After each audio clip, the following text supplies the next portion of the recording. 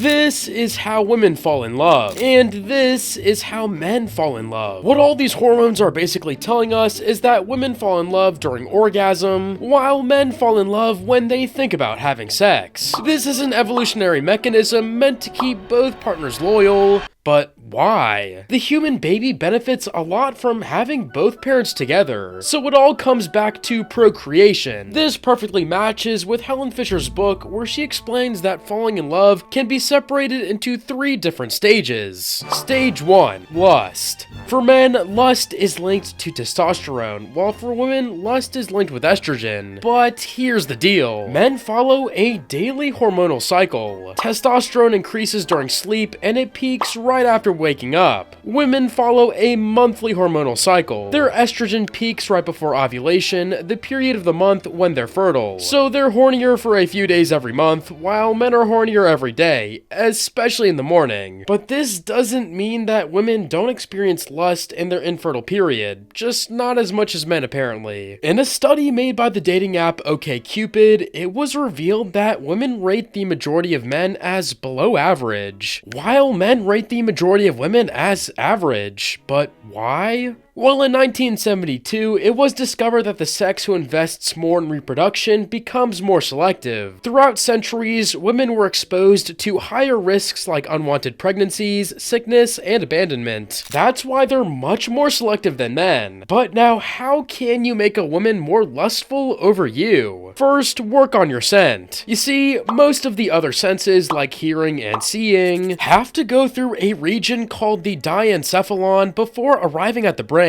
But scent? This one goes directly into the brain's emotional center. So to spark lust, apply fragrance to the pulse points. But do not exaggerate. The goal is that the scent is only noticeable within the intimate zone, aka 18 inches or less. This creates a reward loop. She has to be near you to feel the scent, which makes her want to stay closer. Second, work on your face. In 2013, University of New South Wales tried to discover what is the sexiest beard length. So they took some women and showed them these photos. Clean shaven, light stubble, heavy stubble, light beard, and full beard. The most attractive one? Heavy stubble. Long enough to signal masculinity, but short enough to not be associated with aggressiveness. The least attractive one? Light stubble. Third, work on your appearance. We all know that having a V-shape, great skin, and great hair makes you more attractive. I already have a video in which I talk about all of these. Link in description. But as a quick fun fact, it turns out that women perceive men in red clothing as more sexually desirable. Stage 2, attraction. This stage is less influenced by looks and more influenced by the other person's actions. Take a look at this study from 2022. It shows what love language women desire compared to men. As you can see, men desire more touch and women desire more time. But the love language a person desires can be different to the one that they give. This graph shows that men tend to give more touch and acts of service, while women tend to give more of the other love languages, especially time spent together. This can be connected to the fact that on average, women think about their partner 54% of the time, while men do it for only 44%. But spending more time with her doesn't necessarily mean that your relationship gets better. This is Dr. John Gottman, a guy who can predict divorce with 90% accuracy just by watching a couple interact. He said that every stable relationship has 5 positive interactions for every 1 negative interaction. Why?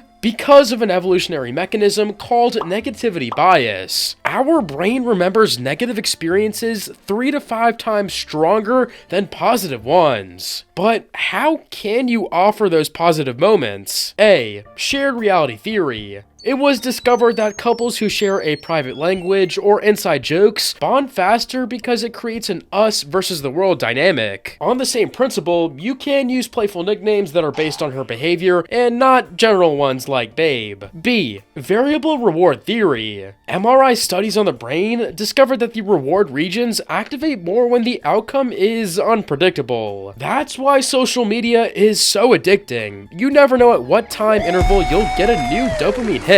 So from time to time, do something unpredictable. C. Humor. Here's a funny fact. Women like men who can make them laugh, but men We don't care that much about their humor. We just like women who laugh at our jokes. Stage 3. Attachment. Depending on the parent's behavior, every person gets one of these 4 attachment styles. This is a psychological phenomenon, but most of the time, biology beats psychology. Enter the pursue, withdraw cycle. If one partner withdraws or gets distant, the other one will pursue more. So feeling suffocated, the first partner will withdraw even more, and the second partner will pursue even more. With time, one partner will enter avoidant attachment while the other will enter anxious attachment. Apparently, women are biologically more prone than men to become anxious. Why? In nature, when the male provider withdraws attention, it often means he's preparing to leave. So this is an evolutionary mechanism to keep him loyal to her. It also correlates to this study from 2025, which says that women tend to fall in love harder than men do. But during her research, Helen Fisher, the woman from the beginning of the video, started to notice a strange pattern. Most divorces happen after 4 years of marriage. Why is this so important? 4 years is roughly how long it takes for a child to become more independent.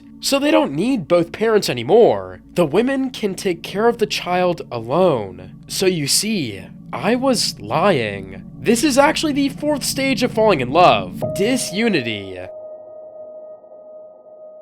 But as the last hundreds of years have taught us, evolution can be hijacked with the right science. If you want to know the 3 specific elements that make or break a relationship, I know just the video for you.